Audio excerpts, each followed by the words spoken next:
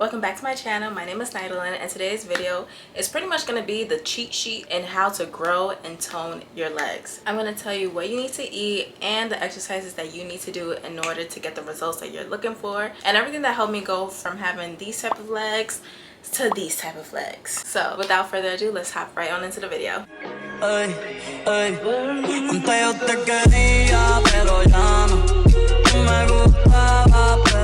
Alright, so I'm going to give you the whole rundown, starting with what you need to eat first before you do your whole workout, okay? So the first meal that I recommend to keep in rotation and to have before you work out is some pro oatmeal. Pro oatmeal is so freaking good because when it comes down to growing your legs, toning your legs, gaining muscle, you need to focus on carbs and protein. Carbs tend to get a bad rep, but they're so essential when you're working out and trying to make any type of gains because they help the protein absorb better, they give you energy, and they help you put on the mass that you're looking for. And protein is important because it literally helps repair the muscles. So when you're working out and you're like, damn, this hurts, that's because you're essentially just ripping apart your muscles, which sounds crazy. So after ripping those muscles, you need to repair them in order to help them grow in size, and that's where protein comes in. So pro oatmeal has those two components together, and it's literally just easy peasy lemon squeezy. Personally, I like to keep my pro oatmeal real simple, but the good thing about it is that you can pack on a bunch of stuff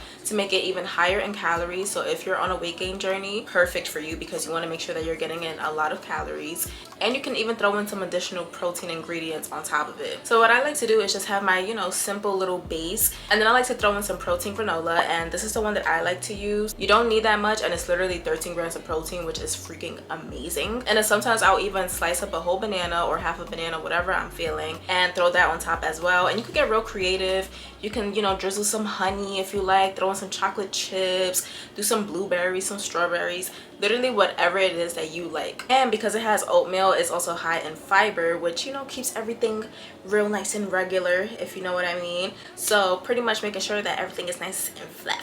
And like I mentioned before, this is a high calorie meal, so it's perfect if you're on a weight gain journey because you need to be eating more calories than your body is able to burn off. And even if you're not on a weight gain journey, still super great. And it's also high in protein, so if you're trying to put on muscle, you want to make sure that you're pretty much eating your body weight in protein, so the more the merrier. Alright, so now that we've eaten our pro oatmeal, now it's time to get into the workouts. So first things first, when it comes down to sculpting and building your legs, if you want to get that tone look, that defined look, if you just want to thicken them up, whatever the case may be, if you just want nice legs, point blank period, you need to focus on compound movements. And what compound movements are just exercises that focus on more than one muscle. So just checking a whole bunch of boxes. So think about squats, deadlifts, leg press machine, that type of good stuff. Leads me into the first exercise that I think is absolutely essential when it comes down to building and sculpting your legs, which is squats. They target your quads, your hamstrings, your calves, your glutes, and your core. So literally just all around such a great exercise movement. And something to keep in mind when you're doing your squats, always make sure that your pelvic is tucked in, so that way you're not putting all of the strain onto your lower back, and you really want to make sure that you're bracing your core and really just pushing off of the ground. And although I love squats, I do know that they can be a little bit intimidating, especially if you're just now starting off in the gym. I love squats, but if I had to choose between doing squats or the leg press machine, I'm gonna go to the leg press machine. So that brings me to my second absolutely favorite exercise slash machine to use in order to grow my legs. This is truly what I feel has really built the mass when it comes down to my legs, because the leg press machine is pretty much like doing a squat but just in a different position.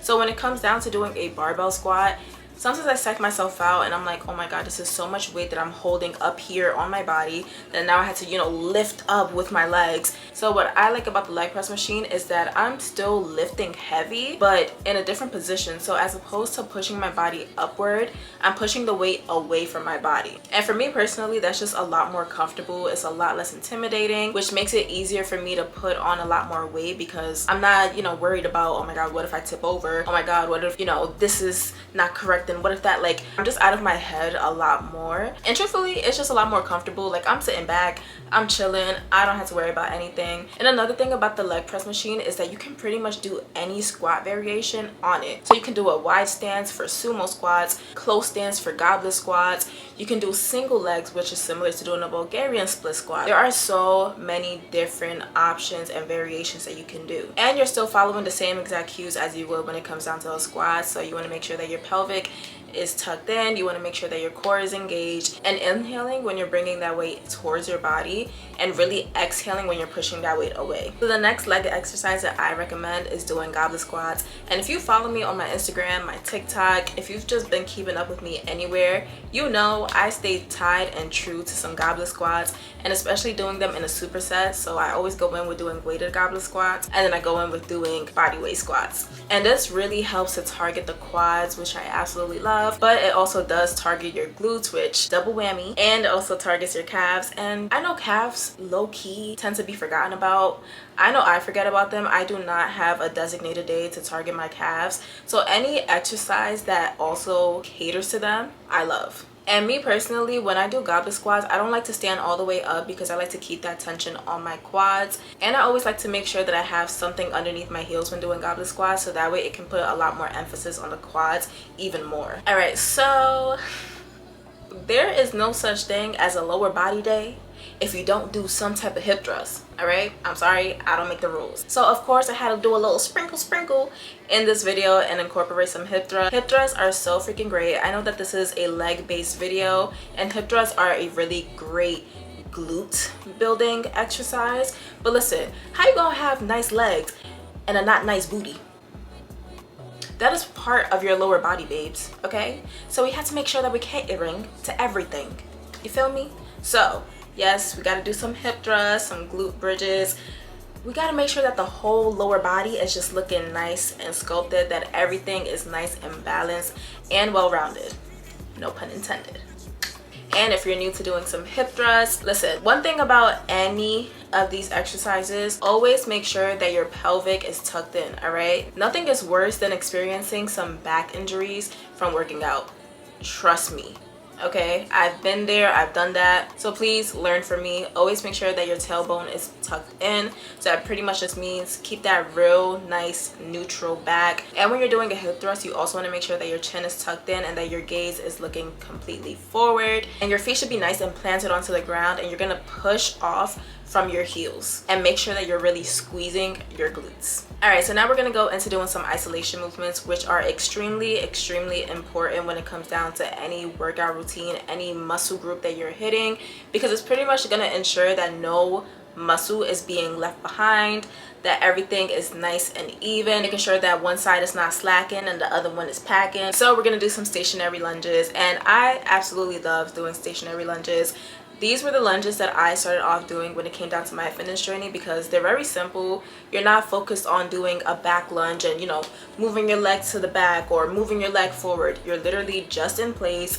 You don't have to think about too much except for focusing on those quad muscles. And it's a really nice way to start working on your balance if that's something that you struggle with. And even then, stationary lunges may not be the easiest thing to do, so feel free to hold on to something if you need that extra support. But this as well is going to target your quads, your hamstrings, and your glutes, and your calves. So once again, we are just making sure that every single part of our lower body is being catered to. And when you do any type of lunge, you want to make sure that you're really just focusing on that front leg, that working leg. So whatever leg is behind you, don't think about it, all right? That is literally there to stabilize you, make sure that you're nice and balanced, but you really want to just focus on pushing that weight off of that front leg. All right, so last but not least, we have some RDLs, and RDLs are super great because they really focus on your hamstrings, which are the back of your legs. I feel like so many people will see, you know, somebody with some nice legs, but they really just see the front.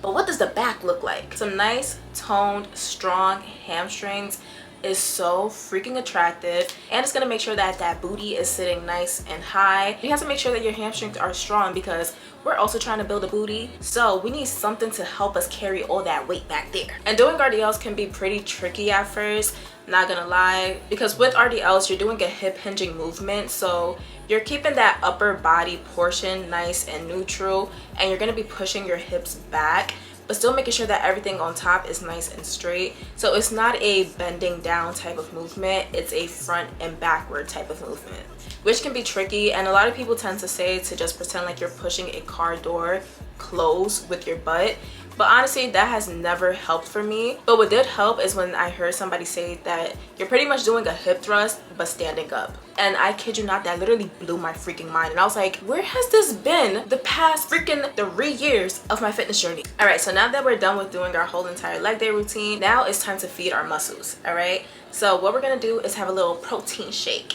And if you're lazy the way I tend to be, literally get yourself some little store-bought protein shakes. This is the one that I drink. Love it. It tastes so freaking good. I tried so many different protein shakes and most of them are thick and taste like medicine and are just so nasty, but this one literally tastes like chocolate milk. I always get the cookies and cream flavor because that's just what I like, but it really just tastes like chocolate milk. Honestly, so freaking good. 30 grams of protein, and I always get it in bulk because I don't have time to look for it in stores, and I also just like to have it on deck and ready to go. So if you want to get a pack of like 12 or 15, I'll link it down below in the description box. They also have a bunch of different flavors like vanilla, chocolate, latte flavors, strawberry. Like they have so many, so they got you covered. Whatever your taste bud is feeling, they got you. But if you don't feel like buying anything and you want to make something at home and you got some more time to spare, then I highly suggest using this recipe. So freaking good. This is my weight gaining shake. This is literally what I drank every single day, once or twice a day at that, and it really helped me so much when it came down to my progress. Literally got the job done for me. It's high in calorie and high in protein, so I was good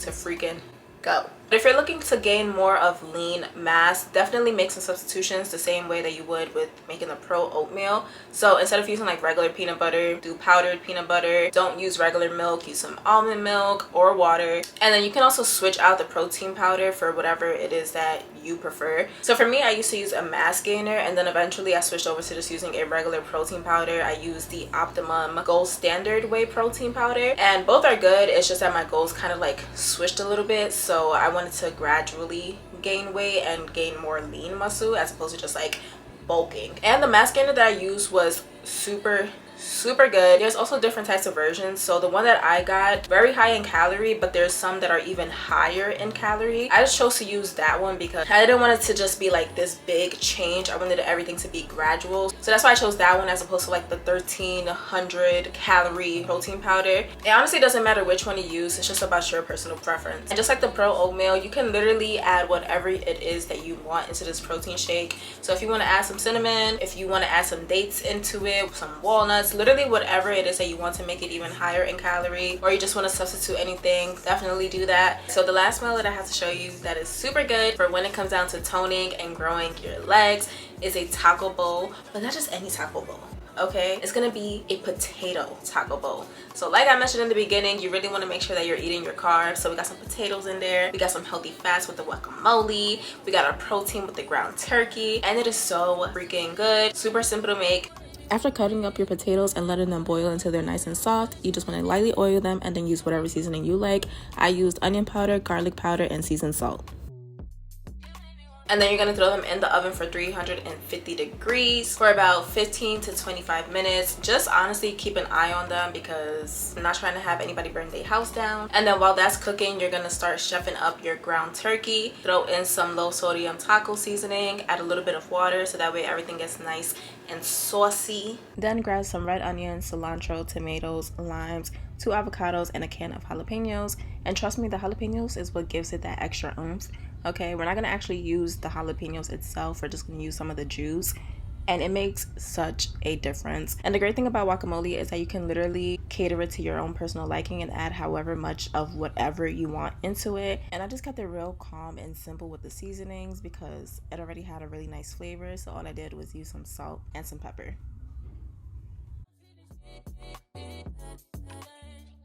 And when I was making this, I low-key freaked out a little bit because I poured so much jalapeno juice by accident, but it actually just made it a lot more flavorful and creamier, so it was really good. And this is the final product. So freaking good. I plated everything and made some pico de gallo on the side, and 10 out of 10, highly recommend. Alright, so that is all for this video. I hope that you enjoyed it and hopefully learned something from it. I'm going to have all of the workout details down below, as well as all of the ingredients for all of the meals. And if you enjoyed the video, make sure to give me a thumbs up, subscribe down below, make sure you're following me on all of my socials, and I'll see you in my next video. Bye.